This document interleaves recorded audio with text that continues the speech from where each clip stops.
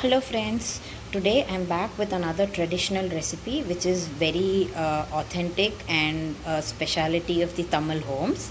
This is called Parup Usli. Parup Usli is a crumble of lentils. Parupu in Tamil stands for lentils and Usli means a crumble. So how is this prepared? What we do is we soak the lentils, that is the chana dal and tur dal, in some water for about 45 minutes to 1 hour along with some dried red chilies. This is ground into a fine paste and then we saute it on a low flame until it resembles a crumbly texture. Now to this we add some boiled vegetables like beans, or you can add avaraka, which is called flat beans, kottavaranga, which is cluster beans, and some people also do make it with snake gourd, which is podalanga, and now recent times people are trying to make it with cabbage as well as capsicum. Now in today's recipe, I'll show you how to make beans parupusli. So to make beans parupusli, what we need is, we'll have to soak about 5 tablespoons of chana dal and 2 tablespoons of tur dal in water along with some 5 to 6 dried red chilies. And you take about 150 grams of beans and chop it finely and keep it ready to be boiled separately along with some salt. Now this recipe that I am quoting will work for about 4 to 5 people. Now slowly, step by step, I'll show you how we proceed with the recipe. In a pan, take some water and add the chopped beans along with some salt and keep it for boiling until the beans becomes soft and tender.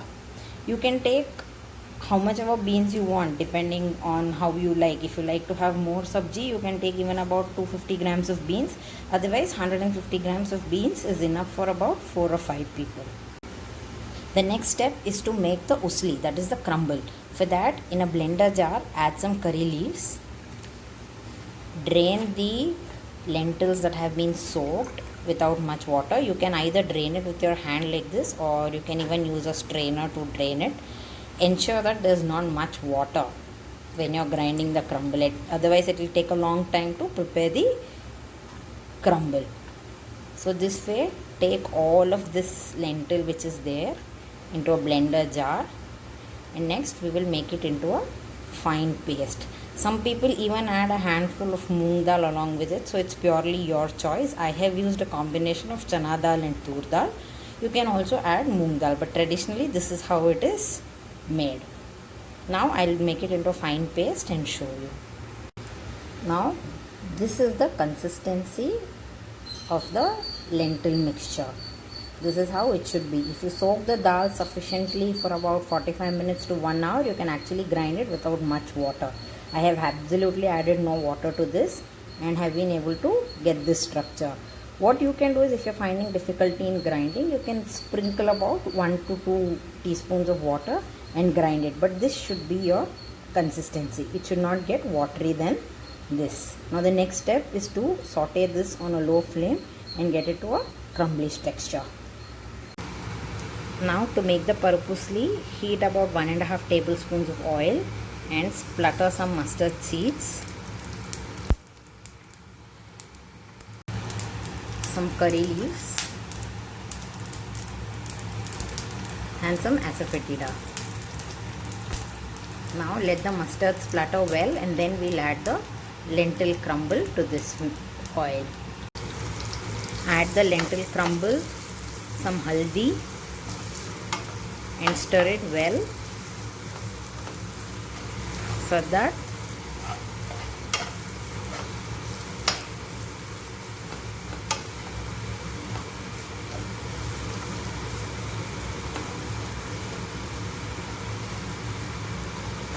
see to it that the oil and the lentil crumble get mixed really well.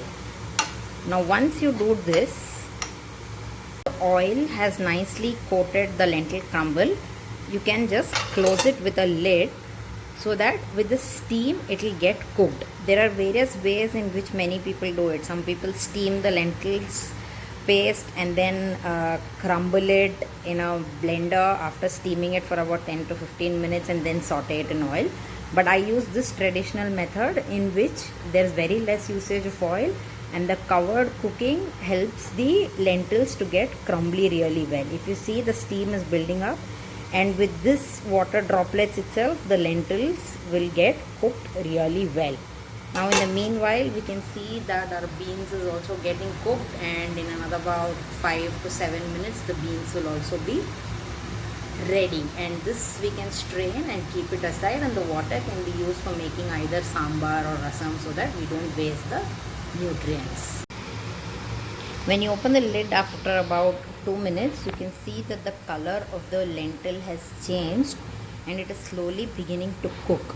You can also feel the raw smell of the lentil slowly going away, and a very nice aroma is setting into your kitchen. Now continue further with closed cooking and sprinkle a little water if you feel the mixture is too dry.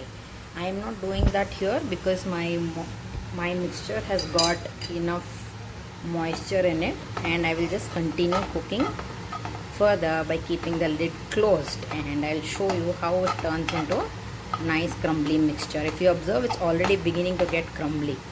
Occasionally just open and give it a stir and break these lumps, so that in the end you will get a nice and crumbly mixture without any lumps.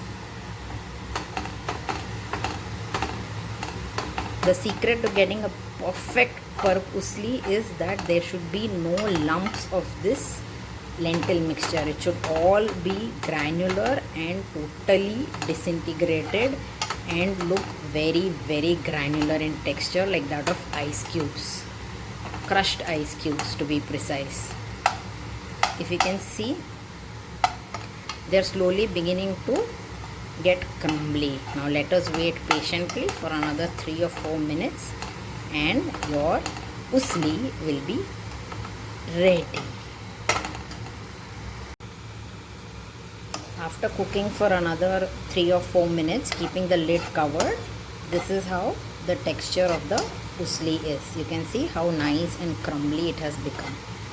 Now at this stage, if you feel it's getting a little too dry, you can actually sprinkle some water. Now for me, it's still having the moist content, so I am not sprinkling water. But ensure that it is not too dry, otherwise you will find it difficult while eating. Now in this stage, you can check for the salt. If you need some more salt, you can add it here so that it gets mixed nicely. But remember, we have also added salt while boiling the beans, so don't add too much, otherwise it will get too salty. I actually forgot to mention, I added a little salt while grinding. So when you do that, you actually don't have to add water, because the water from the salt itself will help in the grinding procedure. So keep that also in mind while making this parp usli. Now after another 3 or 4 minutes, we can add the cooked beans to this. It has a wee bit of raw smell, which will probably go off when I cook it further for about 2 or 3 minutes max, and I'll continue cooking it with a lid covered so that the moisture is retained and the crumble doesn't become too dry. This is how it should be: grainy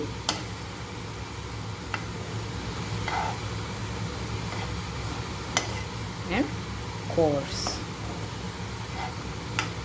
You can adjust the spice level, salt level, all based on your family needs. I have taken about 5 to 6 dried red chilies, which is more than enough, and it will be mildly spiced. If you like it a little more spicy, you can add 1 or 2 dried red chilies extra. So I'll show you just before we add the beans to this usli mixture. Here is the perfect usli. Not too dry, not too moist, with a perfect amount of salt and spices. Now I am going to add the cooked beans and give it a quick stir.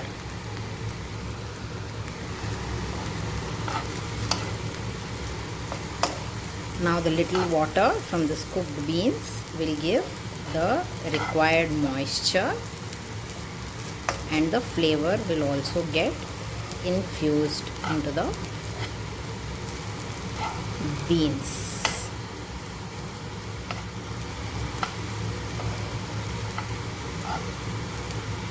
Now we'll just leave it for about a minute or so till all the flavors get really absorbed well into the beans, and we are now ready with beans Parup Usli. This is how it will look: crumbly, moist at the same time, very juicy and tasty. The traditional combination for a Parup Usli is generally more kondu or majge huli, the South Indian type of curry.